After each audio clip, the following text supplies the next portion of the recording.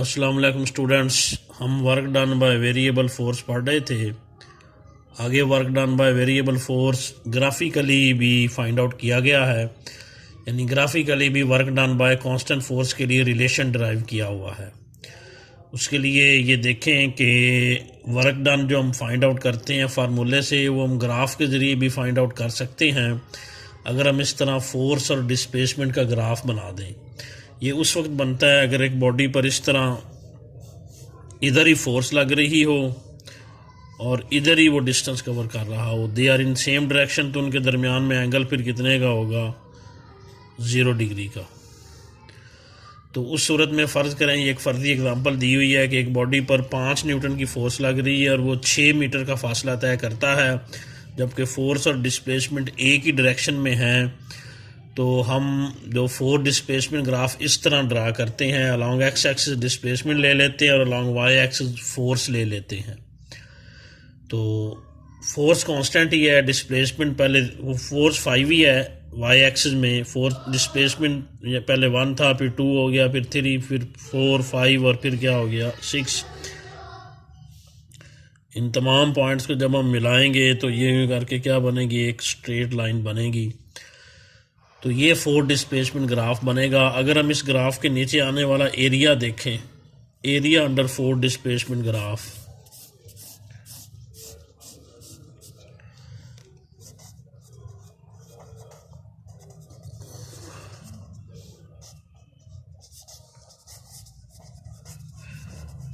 Area होता है length multiplied by width.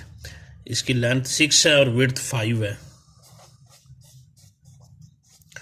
तो एरिया कितना बनेगा 30।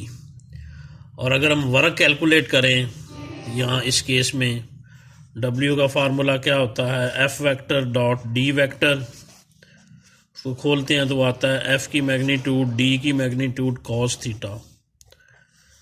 F की वैल्यू कितनी है, यहाँ पर जो 5 है, डिस्टेंस 6 है, थीटा 0 का है, cos 0 की वैल्यू 1 होती है। ये आंसर कितना निकला 30 जूल। तो वर्क भी 30 निकला, एरिया भी कितना है 30 है। इससे हम ये अंदाज़ा लगा सकते हैं कि वर्क डन जो है वो एरिया अंडर फोर्स डिस्प्लेसमेंट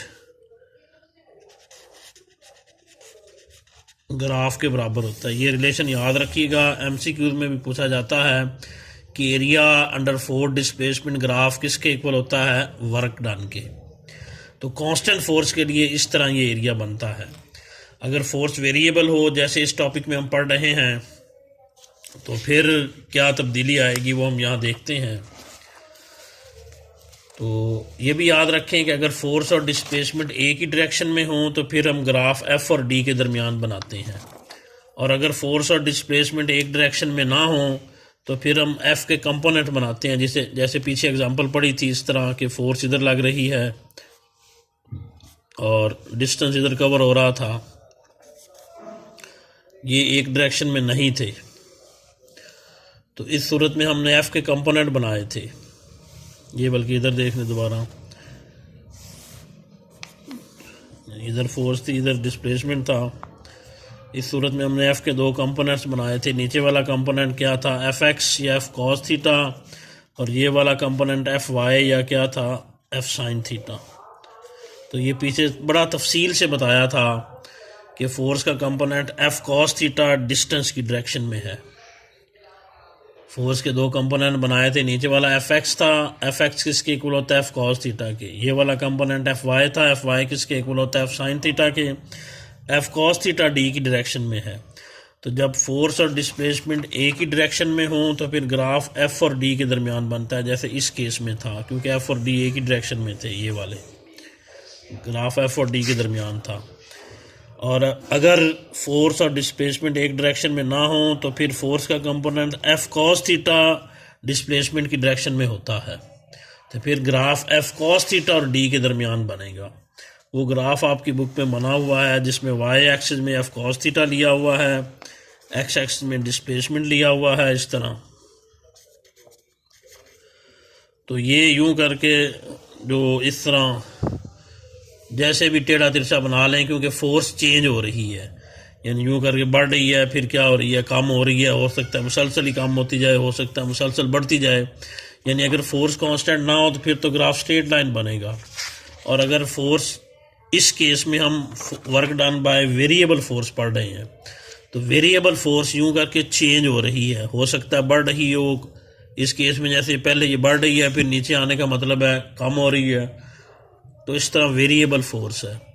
तो जैसे बताया था कि इस ग्राफ के नीचे आने वाला एरिया वर्क के बराबर है, वैसे इस ग्राफ के नीचे आने वाला एरिया भी किसके इक्वल होगा, वर्क के। और ये हमने पढ़ा था work done by variable force में कि डायरेक्ट कैलकुलेट नहीं होगा, ये जो इसको छोटे छोटे टुकड़ों में क्या करेंगे, हम डिवाइड करेंगे इस तरह। हर टुकड़े का अलग अलग वर्क निकालेंगे, फिर उन सबको आपस में ऐड करके टोटल वर्क निकला था, ये हमने पढ़ा था।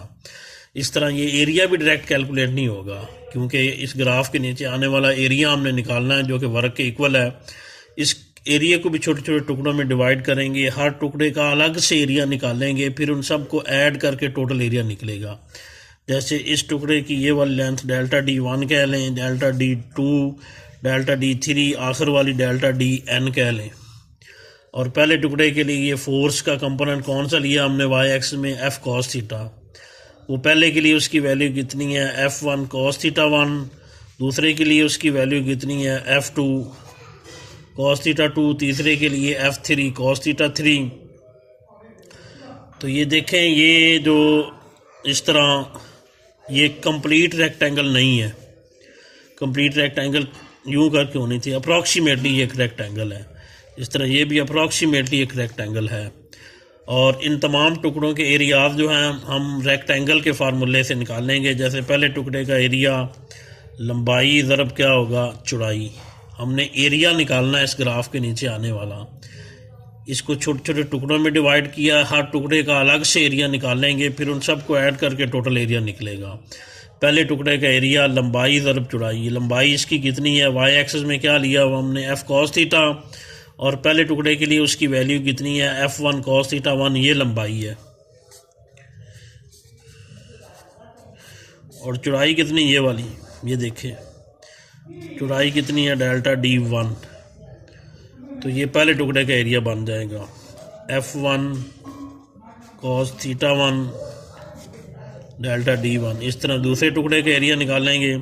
दूसरे टुकड़े के लिए ये लंबाई जो है वाई एक्सिस में, चूँकि हमने एफ कॉस थीटा लिया हुआ है इसलिए वाई एक्सिस वाली ये लंबाई दूसरे टुकड़े के लिए कितनी होगी, F2 कॉस थीटा 2। दूसरे टुकड़े का एरिया निकालने लगे हैं। इसकी लंबाई कितनी है, F2 कॉस थीटा 2।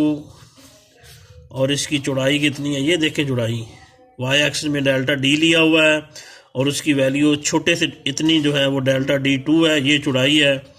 तो ये बन जाएगा F2 cos theta 2 delta D2। इस तरह तीसरे टुकड़े के लिए अगर हम करेंगे, उसका एरिया निकालेंगे, लंबाई ज़रब चौड़ाई।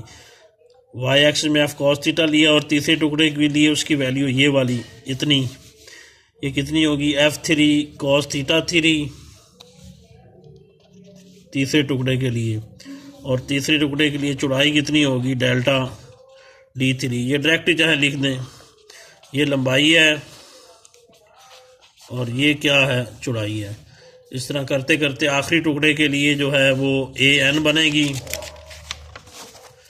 इसी फार्मूले के तहत आखिरी टुकड़े का एरिया AN होगा और वो होगा लंबाई आखिरी टुकड़े के लिए कितनी होगी, FN कॉस थीटा n। और आखिरी टुकड़े की चौड़ाई कितनी होगी, डेल्टा DN। ये वाली, ये लंबाई और ये चौड़ाई। तो टोटल एरिया इन सब को ऐड करेंगे हम। टोटल एरिया होगा A1 प्लस क्या आएगा, A2 प्लस A3 से लेकर AN तक, ये टोटल एरिया बनेगा। इनकी वैल्यूज पुट कर दें।